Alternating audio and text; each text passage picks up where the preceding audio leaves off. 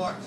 We have artists, actors, actresses, singers, songwriters, producers of song and film, musicians of all types of instruments and styles of music. We have Black Americans who contribute to the world of manufacturing, service, and sales. They work all over the globe. We have politicians all the way from the village, city, county, and state levels to the highest offices in Washington, D.C.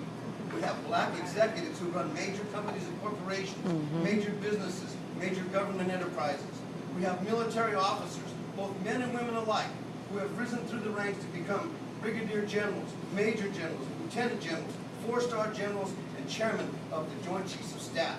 And now not only is it possible, but it is probable that we could have a woman at the helm of the Joint Chiefs of Staff. And maybe one day, we might even see a Black American woman president.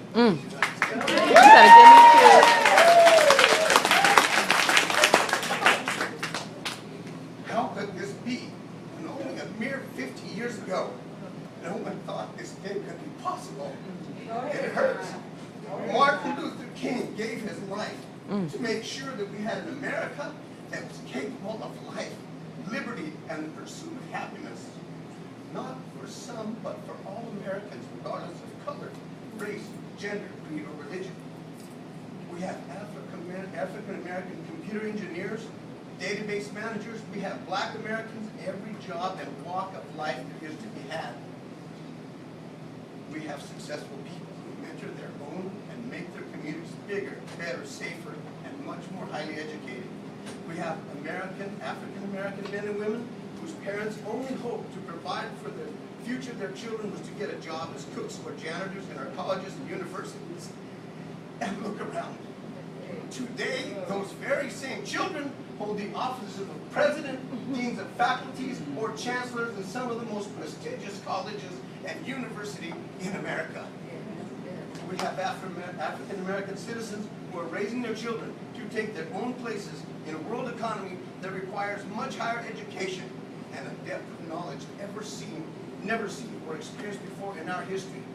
These African-American citizens are making a huge difference in our everyday world. All because one man had a dream. One man gave his life for that dream. He said, I have a dream that one day this nation will rise up and live out the true meaning of its creed. We hold these truths to be self-evident, that all men are created equal.